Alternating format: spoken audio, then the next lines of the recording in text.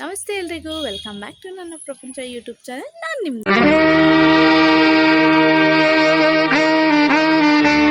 ದಾಕ್ಷು. ನಾನಿವತ್ತು ಬೆಳಗ್ಗೆ vlog start ಮಾಡಿದ್ದೀನಿ. ಸೊ ಮಾರ್ನಿಂಗಲ್ಲಿ ನಮ್ಮನೆ ಮೇಲ್ಗಡೆ ವೆದರ್ ತುಂಬಾ ಚೆನ್ನಾಗಿದೆ. ಸೊ ನಿಮ್ಮ ಏರಿಯಾದಲ್ಲಿ ಹೇಗಿದೆ ವೆದರು, ನಿಮ್ಮನೆ ಕಡೆ ಹೇಗಿದೆ ವೆದರು ಅಂತ ಕಮೆಂಟ್ ಮಾಡಿ. ಹಾಗೆ ತುಂಬ ಚಿಲ್ಟಾಗಿದೆ, ಯಾವ ಕೆಲಸ ಮಾಡೋಕ್ಕೂ ಇಂಟ್ರೆಸ್ಟ್ ಬರ್ತಾಯಿಲ್ಲ. ಹಾಗೆ ನಂದು ಅಸೈನ್ಮೆಂಟ್ಸ್ ಎಲ್ಲ ಬರೆಯೋದಿತ್ತು, ಬರ್ಕೋಬೇಕು. ಬೇಗನೆ ಎದ್ದು ಫ್ರೆಶ್ ಅಪ್ ಆಗಿ ಇವತ್ತು ವಾಕಿಂಗ್ ಕೂಡ ಮಾಡಲಿಲ್ಲ ನಾನು.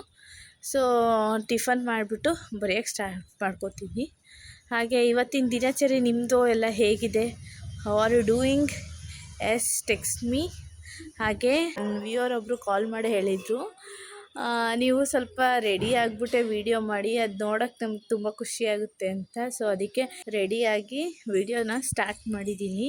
ಸೊ ಇದೇ ಥರ ಫೀಡ್ಬ್ಯಾಕ್ಸ್ನ ಕೊಡ್ತಾಯಿರಿ, ನಾನು ಆದಷ್ಟು ರಿಸೀವ್ ಮಾಡಿ ಇಂಪ್ರೂವ್ ಮಾಡ್ಕೊಳೋಕ್ಕೆ ಪ್ರಯತ್ನ ಪಡ್ತೀನಿ. ಆಯಿತು, ಸಂತೋಷ. ಇವತ್ತು ನಮ್ಮ ಮನೇಲಿ ದೋಸೆ ಮತ್ತು ಎಣ್ಗಾಯಿ ಪಲ್ಯ ಚಟ್ನಿ ಮಾಡಿದ್ರು. ನಾನು ಶಿಯಾ ತಿಂದ್ಬಿಟ್ಟು ಅವಳನ್ನ ಅಂಗನವಾಡಿಗೆ ಬಿಟ್ಟು ಬರೋಕ್ಕೆ ಹೋಗಿದ್ದೆ.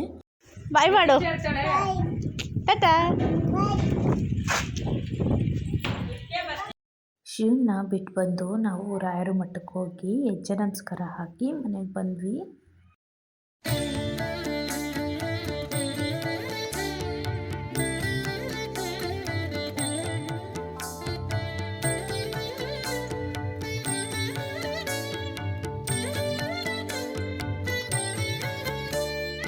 ಹಾಗೆ ಮಠದಿಂದ ಬಂದು ಟೈಮ್ ಆಗಿತ್ತು. ಶಿಯನ್ನ ಅಂಗನವಾಡಿಯಿಂದ ಕರ್ಕೊಂಬಂದು ನಾನು ಸ್ವಲ್ಪ ಬರೆಯೋದಿತ್ತು, ಬರ್ಕೊತಾ ಇದ್ದೆ.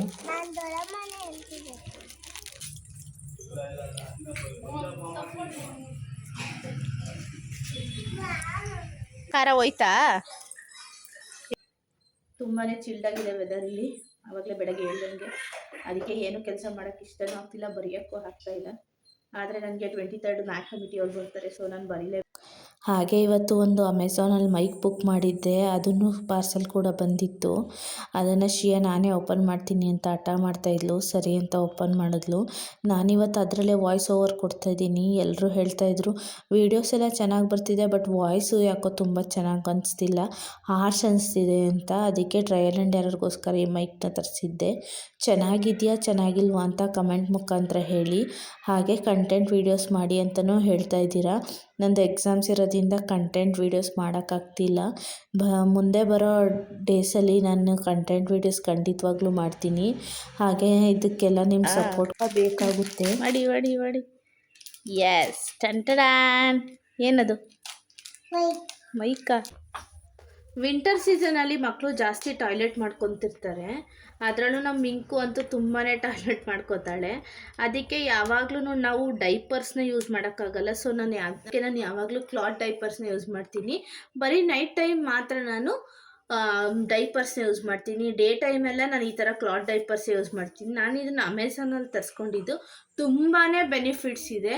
ಸೊ ನೀವು ನಿಮ್ಮ ಮಕ್ಕಳಿಗೆ ರ್ಯಾಷಸ್ ಅಥವಾ ಅಲರ್ಜಿ ಏನೂ ಆಗಬಾರ್ದು ಅಂತಂದರೆ ಕ್ಲಾತ್ ಡೈಪರ್ಸ್ನೇ ಯೂಸ್ ಮಾಡಿ ಅಂತ ನಾನು ಸಜೆಸ್ಟ್ ಮಾಡಿ. ರೀಯೂಸಬಲ್ ಕೂಡ ಆಗಿರುತ್ತೆ ಮತ್ತು ವಾಷಬಲ್ ಕೂಡ. ಸೊ ಈ ಥರ ನನಗೆ 3 ಪ್ಯಾಡ್ಸನ್ನು ಕೊಟ್ಟಿದ್ದಾರೆ ಎಕ್ಸ್ಟ್ರಾ. ಒಂದು ಇದಕ್ಕೆ 3 ಪ್ಯಾಡ್ ಎಕ್ಸ್ಟ್ರಾ ಕೊಡ್ತಾರೆ. ಸೊ ಇದನ್ನು ನಾವು ವಾಶ್ ಮಾಡಿಕೊಂಡು ಮತ್ತು ರೀಯೂಸಬಲ್ ಮತ್ತು ಅಡ್ಜಸ್ಟಬಲ್ ಕ್ಲಿಪ್ಸ್ ಇದೆ ಇದಕ್ಕೆ. ಸೊ ನಮ್ಮ ಬೆಳೀತಾ ನಾವು ಸೈಜ್ನು ಅಡ್ಜಸ್ಟ್ ಮಾಡಿಕೊಂಡು ಯೂಸ್ ಮಾಡ್ಬೋದು. ಅಪ್ ಟು 1 ಇಯರ್ವರೆಗೂ ಯೂಸ್ ಮಾಡ್ಬೋದು. ಸೊ ನನ್ನ ಪರ್ಸ್ನಲ್ ಸಜೆಷನ್ ಎಲ್ಲರಿಗೂ ಕ್ಲಾತ್ ಡೈಪರ್ಸ್ನ ಯೂಸ್ ಮಾಡಿ. ಇವತ್ತಿನ ವ್ಲಾಗ್ನ ಎಂಡ್ ಮಾಡ್ತಾ ಇದ್ದೀನಿ. Thank you for watching.